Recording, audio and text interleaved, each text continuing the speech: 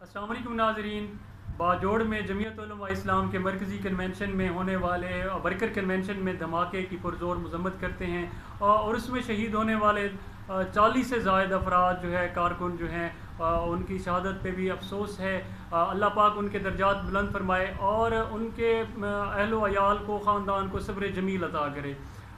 اس کے بعد جو زخمی حضرات ہیں ان کے لیے بھی حکومت وقت سے مطالبہ کرتے ہیں کہ ان کو بہتر سہولیات فراہم کی جائیں اور ان کو جلد از جلد ان کی ریکوری کے لیے بھی دعا گو ہیں۔ لیکن یہاں پہ اس واقعے کے بعد بہت سارے سوال اٹھتے ہیں۔ میں اپنے ذاتی اس میں مختصر، مجھے نہ ہی کوئی وہ ہے کہ میں اس میں کسی قید میں رہ کے کوئی بات کروں، لیکن میں سب سے پہلے سوال پوچھوں گا مولانا فضل الرحمان صاحب سے۔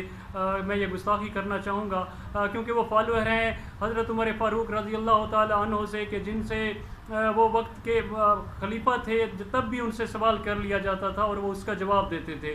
تو میں آپ سے سوال کروں گا، آپ مجھے بتائیں، انصار الاسلام کے آپ اتنے لوگ آپ کے ساتھ ہیں جو آپ کی خدمت کرتے ہیں، جو اس جماعت کا ساتھی ہیں، جو آپ کو سیکورٹی پرووائڈ کرتے ہیں۔ حکومت کی سیکورٹی دوسرے نمبر پہ آتی ہے، حکومت کی طرف بھی میں ضرور آؤں گا، لیکن میں پہلے آپ سے پوچھوں گا کہ آپ مجھے بتائیں کہ آپ کے انصار الاسلام کے لوگ کہاں پہ تھے جب یہ واقعہ رونما ہوتا ہے؟ کس چیز کے لیے؟ اگر وہ خود کو انہوں نے وقف کیا ہے، اگر وہ اپنی انہوں نے خدمات دینے کا وعدہ کیا ہے آپ سے، تو اتنا بڑا واقعہ ہو جاتا ہے اور وہ سو رہے ہوتے ہیں؟ نہیں، آج میں آپ سے پوچھنا چاہوں گا، سب سے پہلے تو میرا سوال انصار الاسلام کے ان لوگوں سے ہے کہ آپ کہاں تھے؟ اتنا بڑا واقعہ ہو جاتا ہے اور آپ کہاں سو رہے تھے بھائی؟ دوسرے نمبر پہ میں آ جاتا ہوں اپنی ریاستی اداروں کی طرف۔ میرے بھائی آپ لوگ کہاں ہیں؟ کس کام میں اس وقت کون سا کام کر رہے ہیں آپ؟ اتنا بڑا واقعہ ہو جاتا ہے، آپ کہاں ہیں؟ میں آپ سے پوچھنے کا حق رکھتا ہوں ایز اے پاکستانی۔ اور یہ اتنے بڑے واقعات، جس گھر کا آخری وارث بھی اس دنیا سے چلا گیا ہے، اس کا ذمہ دار کون ہے؟ اس کا ذمہ دار کون ہے؟ آپ صرف اپنے مہینوں کی یہاں سے تنخواہیں لیں گے؟ آپ کے حصے کا کام کون کرے گا؟ اگر یہی کام ہے، اس طرح سے کام ہوتے ہیں۔ آپ دونوں سے میرا یہ شدید اختلاف ہے۔ دل پہ ایک قفل ہے، کھولیں گے تو مر جائیں گے، اب اگر زخم ٹٹولیں گے تو مر جائیں گے، ہم میں جو زہر ہے وہ زہر اگلنے دو ہمیں، ہم میں جو زہر ہے وہ زہر اگلنے دو ہمیں، اب اگر پیار سے بولیں گے تو مر جائیں گے۔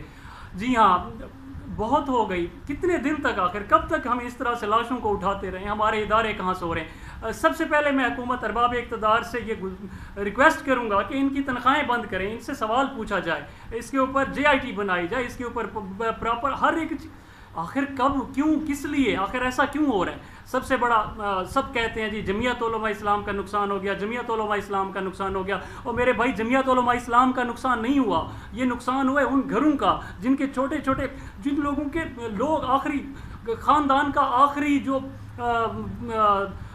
خاندان کا آخری بندہ سمجھ لیں، کوئی ان میں سے خاندان کا آخری فرد تھا جو جس کی کمائی سے اس کا گھر چلتا تھا۔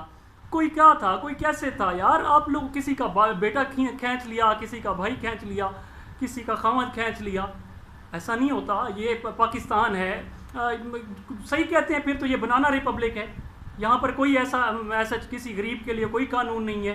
جمعیت علماء اسلام کا نقصان ہو گیا، ان کا کوئی نقصان نہیں ہوا، سب کا نقصان ہوا ہے۔ جمعیت علماء اسلام بھی، ان سے بھی میں پوچھوں گا اور اپنی ریاست سے بھی پوچھنے کا حق رکھتے ہیں ہم سب۔